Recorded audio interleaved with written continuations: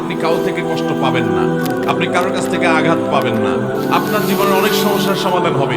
এই চারটি উপদেশ যদি আপনি গেঁথে ফেলতে পারেন আপনার মনে, আমাদের আজকের জীবনে এবং আগামীর জীবনে যত সমস্যা আছে বা যত সমস্যা আসবে, সকল সমস্যার সমাধানের মৌলিক একটা রূপ, মৌলিক একটা পন্থা এবং পথ এ হাদিসে বাতলে দেওয়া হয়েছে। আল্লাহর সাহায্য তুমি তোমার চোখের সামনে দেখতে পাবে। আমরা যে হতাশা, ডিপ্রেশন, পেরেশানিতে অনেক সময় ভেঙে পড়ি এবং নানা কারণে আমরা যে দুনিয়াতে বিপর্যস্ত হই, বিপদের মুখোমুখি হই, এই পরিস্থিতিতে একজন ইমানদারের জন্য অসাধারণ একটি রোড ম্যাপ বলে দেওয়া আছে হাদিসের মধ্যে। এই হাদিস সম্পর্কে যদি কেউ কোনো বিষয়, এই হাদিসের কোনো অংশ সম্পর্কে যদি কেউ না বুঝে থাকে, কিংবা এই হাদিসটি সম্পর্কে যদি কারোর ধারণা না থাকে, তাহলে একজন মুসলিম হিসাবে এটা তার জন্য অজ্ঞানতা ছাড়ার কিছুই নয়। ইসলাম জানবে আর এই হাদিসটি সম্পর্কে জানবে না, এটি হতে পারে না। ইসলামের মৌলিক কিছু নীতিমালার কথা এই হাদিসে কয়েক লাইনের এই হাদিসে নবী করিম সাল্লাল্লাহু আলাইহি ওয়াসাল্লাম বলে দিয়েছেন। শুধু তাই নয়, আমাদের আজকের জীবনে এবং আগামীর জীবনে যত সমস্যা আছে বা যত সমস্যা আসবে, সকল সমস্যার সমাধানের মৌলিক একটা রূট, মৌলিক একটা পন্থা এবং পথ এই হাদিসে বাতলে দেওয়া হয়েছে।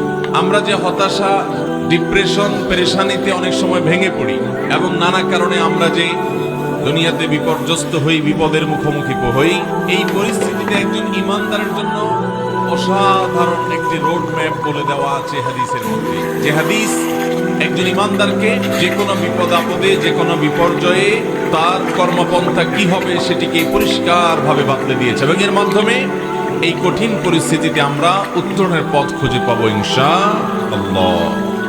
মুহতারাম হাজরিন, হাদিসটি বর্ণনা করতে গিয়ে আব্দুল্লাহ ইবনে আব্বাস রাদিয়াল্লাহু তাআলা আনহু বলেছেন, কুনতু খালফান নবী সাল্লাল্লাহু আলাইহি ওয়াসাল্লাম, আমি নবী করিম সাল্লাল্লাহু আলাইহি ওয়াসাল্লামের পেছনে ছিলাম ইয়াওমান, একদিন, এবং নবী করিম সাল্লাল্লাহু আলাইহি ওয়াসাল্লাম একান্তে তাকে কিছু উপদেশ করেছেন। খুব স্নেহ করতেন, খুব মায়া করতেন, চারটি উপদেশ করেছেন।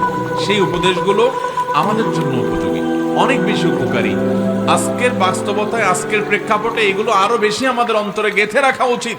আপনি কারো থেকে কষ্ট পাবেন না, আপনি কারোর কাছ থেকে আঘাত পাবেন না, আপনার জীবনের অনেক সমস্যার সমাধান হবে।